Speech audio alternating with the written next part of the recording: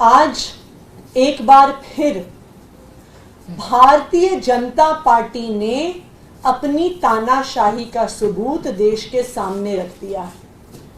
आज एक बार फिर भारतीय जनता पार्टी और प्रधानमंत्री नरेंद्र मोदी जी को जो अरविंद केजरीवाल जी से और आम आदमी पार्टी से डर लगता है, उसका सबूत उन्होंने देश के सामने रख दिया। सबसे पहले भारतीय जनता पार्टी शासित केंद्र सरकार ने एक फर्जी मुकदमे में दिल्ली के मुख्यमंत्री अरविंद केजरीवाल जी को लोकसभा चुनाव की घोषणा के बाद गिरफ्तार कर लिया। इसलिए गिरफ्तार कर लिया कि अरविंद केजरीवाल जी लोकसभा के चुनाव में प्रचार ना कर सके। यह सिर्फ तानाशाही सरकारों में होता है कि विपक्ष के नेताओं को जेल में डाल देते हैं। तानाशाही सरकारों में यह भी दूसरा लक्षण होता है कि विपक्षी पार्टियों को प्रचार करने से रोका जाता है। और आज यही हुआ है। भारतीय जनता पार्टी के एक और राजनीतिक हथियार इलेक्शन कमीशन ऑफ इंडिया ने अपने इस पत्र के माध्यम से आम आदमी पार्टी के कैंपेन सॉन्ग पर रोक लगा दी है। यह भारत के इतिहास में पहली बार हुआ होगा कि किसी पार्टी के कैंपेन सॉन्ग पर इलेक्शन कमीशन ऑफ इंडिया ने रोक लगाई होगी।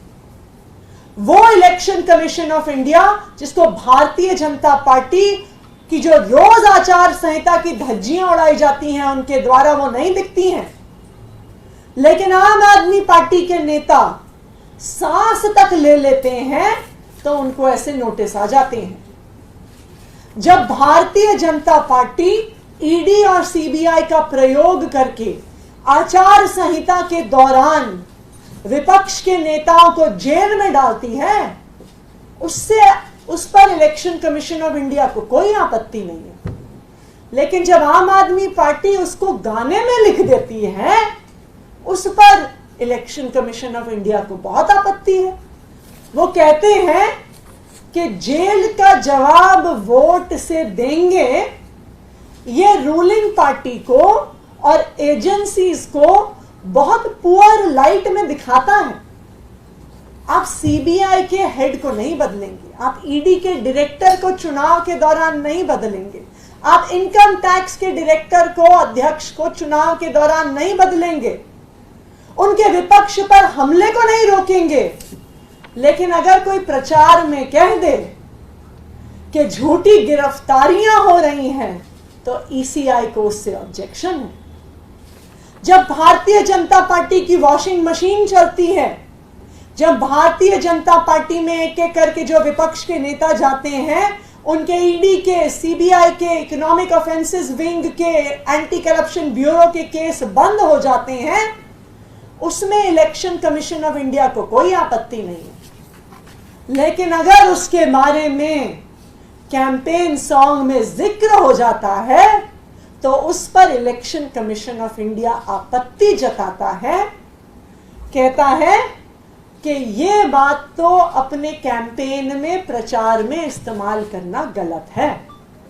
तो भारतीय जनता पार्टी तानाशाही करे वो सही है, उस तानाशाही के बारे में कोई प्रचार करे वो गलत है।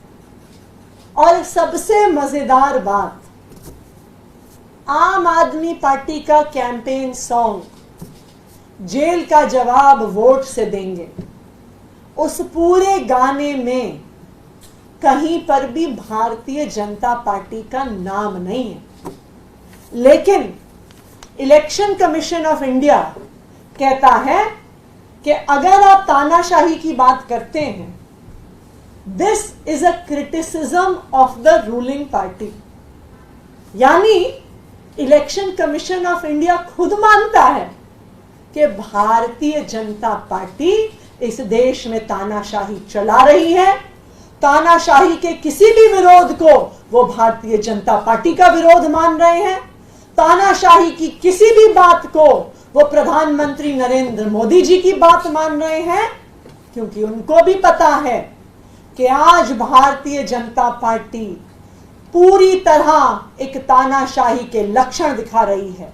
जिस तरह से ईडी और सीबीआई का प्रयोग करके विपक्ष के नेताओं को जेल में डाला जा रहा है, जिस तरह से कांग्रेस पार्टी का बैंक अकाउंट सील किया, और जिस तरह से अब आम आदमी पार्टी के प्रचार को रोका जा रहा है, ये साफ साफ दिखा रहा है कि आज इस देश का लोकतंत्र खतरे में है और आज भारतीय जनता पार्टी ने इस देश को तानाशाही बना दिया। मैं इलेक्शन कमीशन ऑफ इंडिया को ये याद दिलाना चाहूंगी, मैं इलेक्शन कमीशन ऑफ इंडिया के तीनों सदस्यों को ये याद दिलाना चाहूंगी कि आप लोग टीएन शेषन जैसे इलेक्शन कमिश्नर्स के उत्तराधिकारी हैं। टीएन शेषन जी को इतने सालों बाद भी याद किया जाता है क्योंकि उन्होंने भारत में फ्री एंड फेयर इलेक्शंस को एक नई ऊंचाई पर पहुंचाया।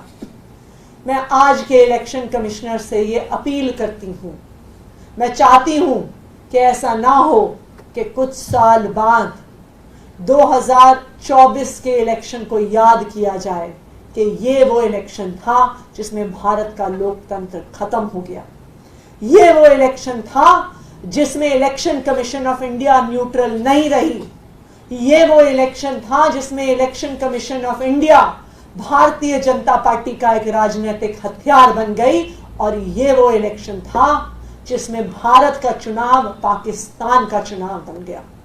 तो मैं इलेक्शन कमीशन ऑफ इंडिया से ये अपील करूंगी कि जो भारतीय जनता पार्टी रोज आचार संहिता की धज्जियां उड़ा रही है उस पर भी ध्यान दीजिए, और विपक्ष का प्रचार रोकने का जो आप काम कर रहे हैं उस काम को बंद कीजिए।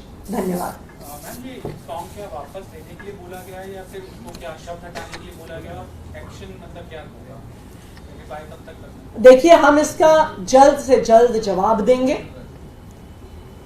हमारे कैंपेन सॉन्ग में कहीं पर भी आचार संहिता का उल्लंघन नहीं है। जब हम अरविंद केजरीवाल की गिरफ्तारी की फोटो दिखाते हैं वो तो एक फैक्चुअल फोटो है। जब हम मनीष सिसोदिया जी को पुलिस वालों द्वारा उनके साथ राउज एवेन्यू कोर्ट में बदतमीजी होते हुए दिखाते हैं वो फैक्चुअल वीडियो है। जब हम प्रोटेस्ट कर रहे आम आदमी पार्टी के कार्यकर्ताओं को पुलिस से बर्बरता द्वारा उठाए जाना दिखाते हैं वो तो फैक्चुअल वीडियो है। क्या अब इलेक्शन कमीशन ऑफ इंडिया चाहता है कि जो सच्चाई है वो देश के सामने ना आए?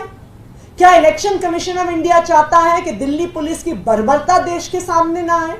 क्या इलेक्शन कमीशन ऑफ इंडिया चाहता है कि ईडी और सीबीआई का राजनीतिक प्रयोग देश के सामने ना आए? आप ईडी और सीबीआई को रोको, आप इनकम टैक्स डिपार्टमेंट को रोको, आप दिल्ली पुलिस को रोको, लेकिन जो उनकी सच्चाई उजागर कर रहा है उन पर आप क्यों रोक लगा रहे हैं? Thank you.